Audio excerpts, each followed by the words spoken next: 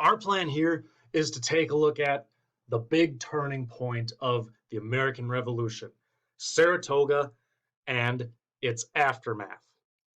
Now, when we say Saratoga, the battle itself was actually a series of two battles that took place in upstate New York in the fall of 1777. So by this point, we had Trenton, Princeton, late 1776, early 1777.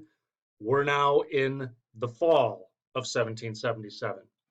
Now, the Americans are led by a man named Horatio Gates, and he's trying to undermine Washington and assume command of the Continental Army. So he's trying to get in charge. To aid him, we have General Burgoyne in charge of the British, Gates with the Americans. To aid him, we have General Benedict Arnold. Burgoyne's troops are coming down from Canada, and Benedict Arnold is sent in to assist Gates. And it was said that Benedict Arnold at Saratoga fought inspired by the fury of a demon. Washington also sent 500 sharpshooters to Saratoga, and they spent a good portion of their service picking off British officers, which still a no-no. In proper warfare, at least what was called proper gentleman warfare, you weren't supposed to fire on officers. We did it. All right, so Benedict Arnold was seen as responsible for a huge portion of the victory, but Gates took all the credit. Because he didn't get the credit he felt he deserved, Arnold was very bitter. And he even sustained a musket ball. He got shot in one of his legs and had a peg leg, kind of walked with a limp the rest of his life. Now, his lack of recognition after Saratoga, the fact that he wasn't promoted as fast as he had desired, and the fact that he did marry a woman who was a Tory. He had married someone who sympathized with the British. This leads him to defect to the British side. See, there's a reason why the name Benedict Arnold is synonymous with traitor, because here's where he begins to consider, maybe I'll be appreciated by the British. Now, he's going to be placed in charge of Fort Arnold in upstate New York, which is now West Point, and he's going to conspire to turn it over to the British. So this is where Arnold begins to sway. I mean, the plot will be foiled, but this is the start of it. Now, the thing about Saratoga and why we see it as a huge turning point is France. Apparently, King George, the quote is, he fell into agonies when he heard of the surrender at Saratoga.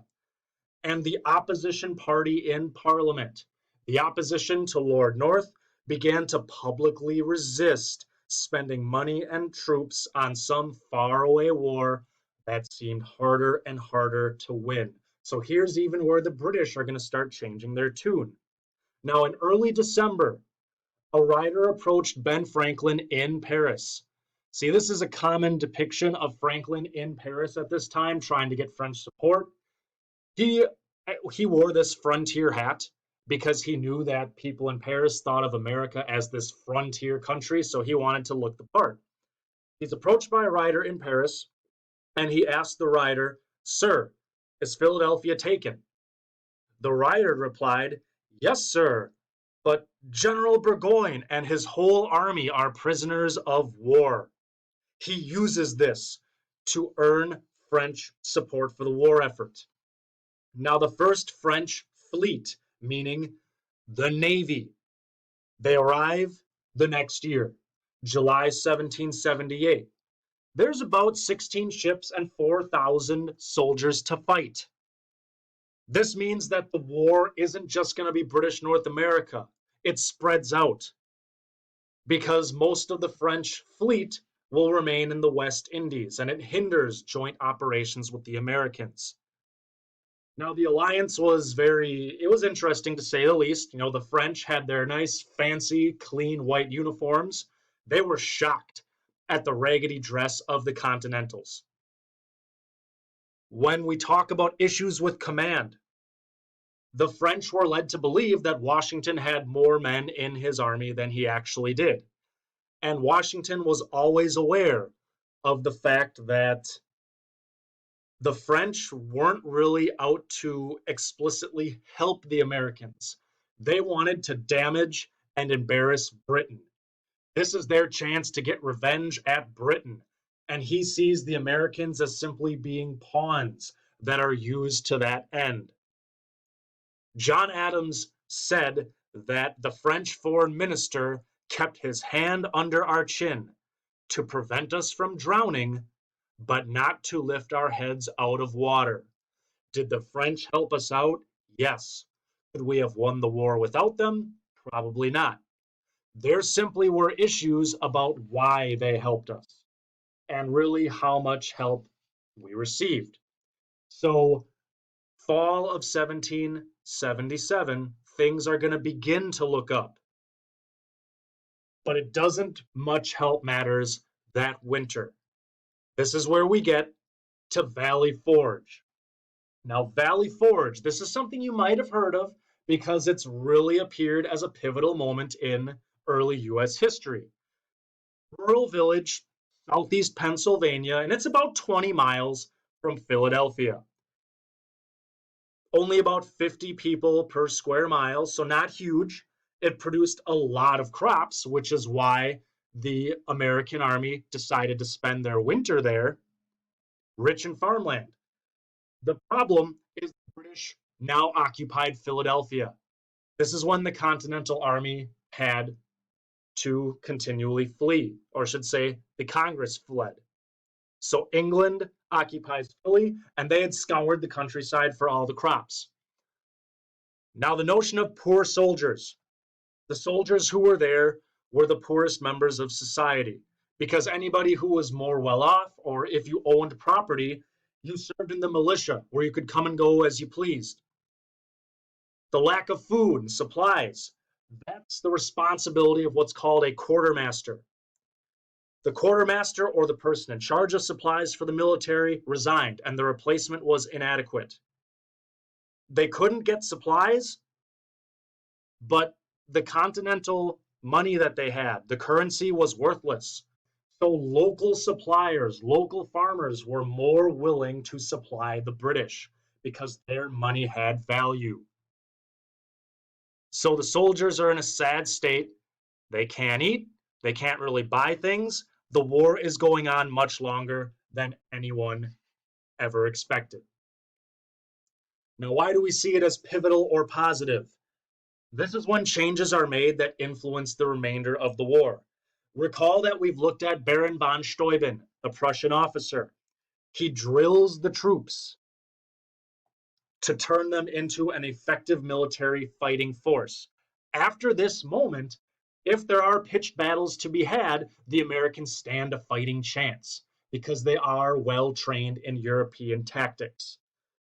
To keep manpower up and to prevent the officers from bickering too much with one another, there's an effort to try and provide a pension for officers who serve for life, and there was an effort to get a draft to keep manpower up. Didn't necessarily work out. After Valley Forge, Washington was mostly convinced to go with a defensive wartime strategy. All this time, he's tried to beat England at her game, going on the offensive. Now he's convinced that defense might be the best offense. We don't have a lack of troops. We don't. So his officers convince him that to get around this, if we're more defensive and focus on keeping the army together, we can succeed. And this idea of resolve, the resolve of the army and its officers were hardened. You survive a tough winter like this, where there's famine, there's disease running through the camps. If you come out on the other end, you will be that much more dedicated to the cause. In the opinion of many officers, a lot of the most serious problems with the war effort stem from the fact that the US did not have a strong national government. We were working with something called the Articles of Confederation that specifically made the national government weak. It's really no accident that the first president of the US, George Washington, is at Valley Forge, favors a strong federal government. Two members of Washington's first cabinet or his first advisors, Treasury Secretary Hamilton and Secretary of War Henry Knox, are both at Valley Forge and they want a stronger national government. One of the most famous Chief Justices of the Supreme Court is a man named John Marshall. He strengthens the power of the national government through his rulings. All four of these men are at Valley Forge, and as a result of the struggles they endure, the resolve that they maintain, they come through with this attitude that when all is said and done, we need a stronger national government to get us through these tough times and better, more effectively govern the nation.